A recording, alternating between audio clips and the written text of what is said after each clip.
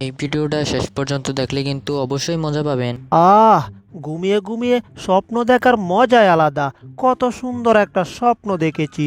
সর্বনাশ, স্বপ্ন দেখতে গিয়ে তো আমি একেবারে জমাটে বেঁধে গিয়েছি। আবার প্রচুর পরিমাণে বাতাস আসছে। আমি তো এখন পাহাড়ের উপরে। বাতাস কি আমাকে এখান থেকে ফেলে দেবে নাকি? সর্বনাশ, সত্যি তো বাতাস আমাকে পাহাড় থেকে ফেলে দিল। হায় হায়, এবার বুঝে আমার শরীরে হাড়গুড় আবার সবগুলো ভেঙে যাবে। বাপরে বাপ, একবার একটা ধাক্কা খেয়েছি, আবার কোথায় যাচ্ছি আমি আমি বুঝতে পারছি না। সৃষ্টিকর্তা, বাপরে বাপ, কোনো মতে আমি বেঁচে গিয়েছি বরফের টুকরোটা থাকার কারণে। কিন্তু এটা আবার কোথায় এলাম আমি? যাই হোক, এই ঘরটা দেখতে অনেক সুন্দর। আবার ঘর থেকে ধোঁয়া বের হচ্ছে, তার মানে এবার আমি বুঝে গিয়েছি এই ঘরের ভিতর ভালো কিছু রান্না বান্না হচ্ছে। এই শীতের মাঝে আমি আগুন তাকাতেও পারবো, কোনো কিছু খেতেও পারবো। তার আগে উকি দিয়ে দেখতে হবে আসলে ঘরের ভিতর আছে কে। কি রে, এটা তো জেরি। আমার সোনার ময়না পাখি, তারা চল ধইরা টানি, সেও কিন্তু আইছে কাছে, কালি হাতে না রে হই, সেও আইছে আমার কাছে, একটা হাসুন নিয়া রে। তখন কি আর আমি কাইছি হাসুনেরও কেদানি, ওরে হাসুনের কেদানি কাইয়া আমি পহলাইয়া আইছি। হ্যাঁ, এটা আবার কোন দেশি গান? গানে গানে বলছে আবার নাকি হাসুনের কেদানি উকাইছে। যাই হোক, ওর সামনে তো কপি দেখতে পাচ্ছি। আহ, কি মজার একটা কপি। এই কপি তো আমার খেতেই হবে, কারণ আমার জিহ্বায় এখন পানি চলে আসছে। আমার সোনার ময়না পাখি, না রে না রে না রে না, না রে না রে না রে না। কি রে, ঘরের দরজা এভাবে টক টক করছে কি? দাঁড়াও, আমি আসছি। এত জোরে আওয়াজ করতেছো, আমার কানের পর্দা পেটে গেছিল। কি রে, এটা কি? কত মোটা হাত, মনে হচ্ছে ভূতের হাত। আমার ঘরে আবার ভূতের আক্রমণ শুরু হলো না তো? না, হাতটা বড় চিনা চিনা লাগছে। এটা ভূতের হাত হতেই পারে না, এটা হচ্ছে টমের হাত। দাঁড়াও টম, তোমাকে আমি এখনই সাহায্য করছি। এই যে, তুমি আমাকে ধরতে চাচ্ছিলে তাই না? এই নাও, এখানে আমি আছি, এবার আমাকে ধরো আর তারপর তুমি মরো। ওরে বাবা রে, গেছি রে। আমার আঙ্গুলের একেবারে 12টা বাজিয়ে ছেড়ে দিয়েছে এই বজ্জাত ইঁদুরটা। এটাকে আমি যতবার গিয়েছি ধরতে, আর ততবারই এটার কাছে আমি মাইর খেয়ে আলু ভর্তা হয়ে গেছি। হা হা হা হা, আমার ভীষণ হাসি পাচ্ছে। বিড়ালটা আসে আমাকে মার দিতে, আর বিড়ালটা আমার কাছ থেকে মার খেয়ে যায়। হা হা হা। এখান দিয়ে ধোঁয়া বের হচ্ছে, তার মানে ইঁদুরটা এখন রান্না করছে। দাঁড়া, তোর রান্নার আমি 12টা বাজাবো। দিয়েছি এক পু, এবার তুই ভালো করে রান্না কর। কি সর্বনাশ, এই পাইপ দিয়ে এত বাতাস এলো কোত্থেকে? একেবারে চুলার আগুন নিভে গিয়েছে। চুলার আগুন নিভে গিয়ে আমার জন্য ভালোই হয়েছে। আমি এখন এই পাইপ দিয়ে তোমার ঘরের ভিতর ঢুকবো। বাপ রে বাপ, পাইপটা অনেক ছোটো, অনেক কষ্ট করে ঘরের ভিতর ঢুকতে হচ্ছে। আমি ঢুকে যাচ্ছি। মনে হচ্ছে পাইপ দিয়ে বিড়ালটা ঘরের ভিতর ঢুকছে। এই তো আমি হাম্পার দিয়ে হাওয়া দিয়েছি, এবার দেখ এই হাওয়ার সাথে তুই এই দেশ ছেড়ে বিদেশ চলে যাবি। ওরে বাপ রে বাপ, গেছি রে, আমি আবার সাইজ হয়ে গেছি। হ্যাঁ, এবার তুমি সাইজ হয়েছো না? তোমার যদি লজ্জা শরম কিছু থেকে থাকে, তাহলে তুমি আর কখনো আসবে না আমার সাথে পাঙ্গা নিতে, ঠিক আছে? যাক বাবা, শরীরটা একটু ক্লান্ত হয়ে গেছে, আমার এখন বিশ্রাম নেওয়া দরকার। যাই, একটু বিশ্রাম নেই। হায় হায়, আমি আকাশ থেকে কোথায় পড়ছি? ওরে বাপ রে বাপ, জেরির ঘরের উপরে পড়েছি। জেরির ঘর একেবারে ভেঙে গিয়েছে, আর জেরি এখান থেকে ছিটকে কোথায় জানি চলে গিয়েছে। যাই হোক, এখন আমার তো মাথাটা ভন ভন করে ঘুরছে, ভন ভন করে ঘুরছে। চোখে শুধু চারপাশে আমি সর্ষা ফুল দেখতে পাচ্ছি। পৃথিবীটা মনে হচ্ছে আমার কাছে এখন চক্রীর মতো ঘুরছে। কি ব্যাপার, হাতে এটা কি? ওরে, এটা তো সেই বজ্জাত ইঁদুরটা। ইঁদুর, এবার তোমাকে ধরেছি। আজকে তুমি আমার কাছ থেকে চার পাবে না। কি ব্যাপার, তাহলে আমি কোথায় যাচ্ছি? সর্বনাশ, আমি তো বরফের ডালে দাঁড়িয়েছিলাম।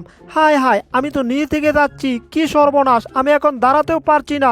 সৃষ্টিকর্তা, আমাকে বাঁচাও। আমি নিজের দোষে বিপদে পড়েছি। সৃষ্টিকর্তা আমাকে এখান থেকে জীবনেও বাঁচাবে না। হায় হায়, কোথাও দাঁড়ানোর কোনো জায়গা পাচ্ছি না। সর্বনাশ, আমার সামনে একটা গরু পড়েছিল, চিটকে চলে গেছে। সামনে আবার কি? সর্বনাশ! নিচে তো একটা গুহা দেখতে পাচ্ছি, এবার বুঝি এই গুহাতে ঢুকতে হবে। না জানি গুহার ভিতরে কি আছে। ভাগ না ভাল্লুক, আমি কিছুই জানি না। সর্বনাশ! কত উপর থেকে আমি নিচে যাচ্ছি। হায় হায়, একেবারে গুহার সামনে চলে আসছি। ওরে সর্বনাশ, গুহার ভিতরেই ঢুকে যাচ্ছি। ওরে বাবারে বাবা! গুহা একেবারে ভেঙে তারপর ভিতরে ঢুকে গিয়েছি। মনে হচ্ছে এখানেও আমি চক্রীর মতো ঘুরছি। এই চক্রা আমার পিছুই ছাড়ছে না রে বাবা। আরে চক্রা বাবা, এবার তো একটু গোড়াটা বন্ধ হো। যাক, কথা বলার সাথে সাথে চক্রাটা বন্ধ হয়ে গেছে। কিন্তু এটা আমি কোথায় এলাম? কি ভয়ঙ্কর একটা গুহা রে বাবা! আবার অনেক বড় একটা ছিদ্র আছে। যাক, কিন্তু সাদা এটা কিতা? এটা বরফ নাকি? কিন্তু বরফ তো নড়ে না, আমি জানি যেটা। এরে, এটা শ্বাস নিচ্ছে, এটা দানবের মতো। হায় হায়, এটা হচ্ছে একটা দানব ইঁদুর। কি যে করি বুঝতে পারছি না। আরে, আমার তো ইঁদুরটাকে ধরার কথা ছিল। দানবটা এখন ঘুমিয়েছে, এই সুযোগে ইঁদুরটাকে আমার ধরতে হবে।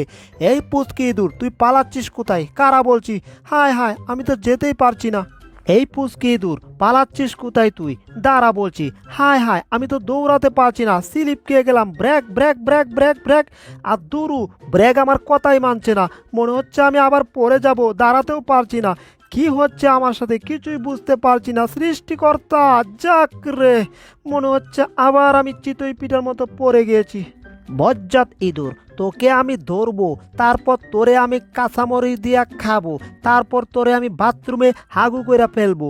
কারা কইতাছি? সুরে সুরে বলো আর বেসুরা সুরে বলো, যেভাবেই তুমি বলো, আমাকে এত সহজে ধরতে পারবে না। ঠিক আছে, এটা ঠিক, বরফের মাঝে একটু দৌড় ফিরতে পারতেছি কম, কিন্তু তুমি তো ধরতে পারতেছো না। তাহলে আমাকে আবার ধরবে কি করে? এবার আমি এই দানবটার শরীরে উঠে গেলাম।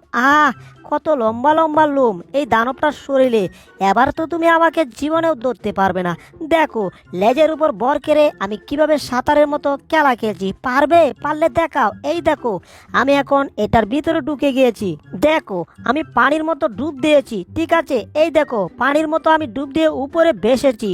আবার দেখতে চাও? আরো কিছু দেখতে চাও? তাহলে দেখো আমি কিভাবে পানির মতো সাঁতার কাটি। মনে হচ্ছে আমি সাগরে এখন সাঁতার কাটছি। কত মজা! দানবটার শরীরে জঙ্গলের মতো লুম হয়েছে। ইঁদুরটা এখানে ডুব দিয়েছে। এবার আমি ইঁদুরটাকে খুঁজে বের করব কি করে? আর এই ইঁদুরটা যে বজ্জাতের বজ্জাত, এটা একটা বজ্জাতের হাড্ডি। আমি যদি বজ্জাতের হাড্ডি হই, তাহলে তুমি হচ্ছ বজ্জাতের রগ। ঠিক আছে, আর আমি এখন পানি থেকে উপরে ভেসেছি। তুমি কি ভেবেছো আমাকে ধরে ফেলবে? কখনোই না। এই দেখো, আমি এই দানবের কানের ভিতর ঢুকে গিয়েছি। এক কান দিয়ে ঢুকে আমি আরেক কান দিকে বের হয়েছি। দেখেছো? আরো খেলা দেখতে চাও? দাঁড়াও, তোমাকে আমি আরো খেলা দেখাচ্ছি। এই যে দেখছো, দানবের মুখের ভিতর ঢুকে গিয়েছি। তোমাকে আরেকটা খেলা দেখাই। তোমাকে আমার জিহ্বা দেখিয়েছি, পারলে এবার তুমি আমাকে ধরো। কি? তুই আমাকে চ্যালেঞ্জ দিয়েছিস? দানব তো এখন ঘুমাচ্ছেই, এর মুখ থেকে তোকে আমি টেনে বের করব। কি ব্যাপার? এটা কোথায়? এটাকে তো মুখের ভিতর খুঁজেই পাচ্ছি না। কি সর্বনাশ! দানবটা মনে হচ্ছে সজাগ হয়ে গেল নাকি? হায় হায়, আমাকে একেবারে উপরে তুলে ফেলছে। কি সর্বনাশ! এই ইঁদুরটাকে বের করতে হবে। হায় হায়, এখান থেকে পড়লে আমি একেবারে বরফের জমাট বেঁধে যাব। মানে বরফে পড়লে আমার হাড্ডিগুলা ভেঙে যাবে।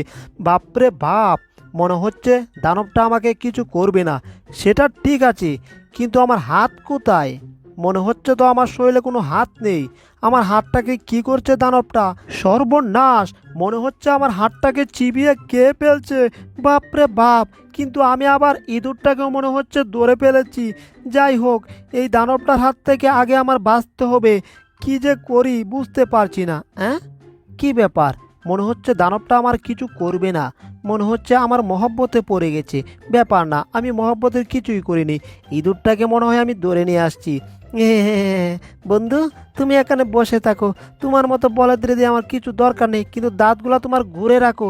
এই দাঁতগুলা দেখলে আমার ভীষণ ভয় করে। ঠিক আছে, তাহলে তুমি থাকো, আমি যাব।